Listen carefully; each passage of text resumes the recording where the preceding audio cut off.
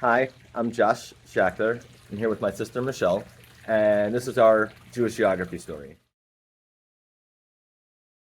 So my daughter goes to Perlman Jewish Day School in Wynwood, Pennsylvania, and she's in kindergarten. And before the year started, they had all the new students and parents come out to the playground to meet each other so that kids would get to know each other and parents could meet. And I'm talking to my daughter's playing with this boy Zev, and the playground. So we go over and meet his parents, and the dad's name is Ari Stanger. I was like, oh, Ari, I know. Like we used to lifeguard together over 15, like 20 years ago, down the shore in New Jersey, and I was his boss at the time.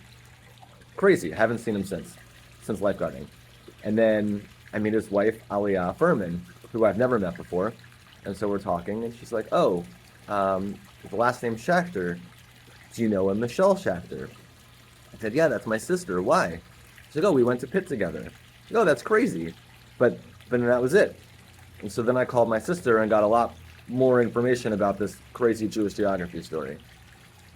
So Aliyah Furman and I, about 18 years ago, were freshmen at Pitt. There were four girls. We were all Jewish. We all met during orientation, and we became very friendly. And all the freshmen were required to take a composition class, and we were supposed to. I think one of the first assignments was to write about.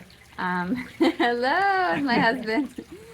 Supposed to write about someone who's a hero of yours that you admire. So I wrote about my bubby. My mother's mother, was very involved in the Soviet Jewry movement back in the late 60s when the Soviet Jewry movement hadn't even really begun yet. She was already highly involved in getting a lot of people together to start getting jeans, tefillin, sidurim, and then taking trips into the 70s to the Soviet Union, smuggling these items in to help the Jews be able to be more Jewish, to help them trade jeans and other items for money, and then was gathering intel to bring back to Congress. So people's names, addresses, birth dates, to prove to the U.S. government that that there were Jews living in the Soviet Union, that they were not allowed to leave, they were becoming refuseniks, that refused to leave. And then she became extremely involved, and she's in the Jewish Museum of Philadelphia for the letters that she and helped in the tri-state area to write letters to the Soviet to the Jews in the Soviet Union. And then when there was no confirmation that the letters were received, being able to petition the government to prove that the mail was not being delivered. So I wrote about my bubby. I gave a lot of information about it, and then this group of girls and I, we were just chatting with each other, including myself and Aliyah Furman, and sharing, oh, who did you write about? Who did you write about?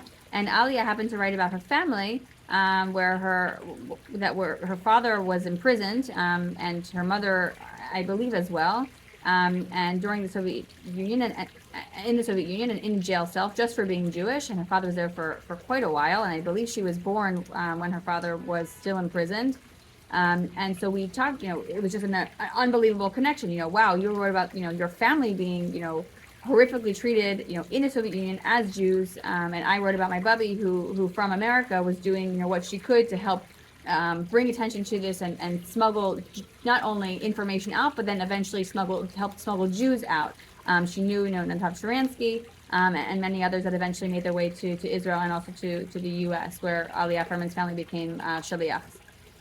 So we couldn't believe how crazy it was. I called my bubby to tell her this unbelievable connection, and she said, "Who's who are they?" I said, I said the last name's Furman. Probably don't know them. She said, "Oh, the Furmans. Of course we know the Furmans. Your Zayd and I helped them, come out of the Soviet Union to the United States." So it was pretty unbelievable. And that's our Jewish geography story.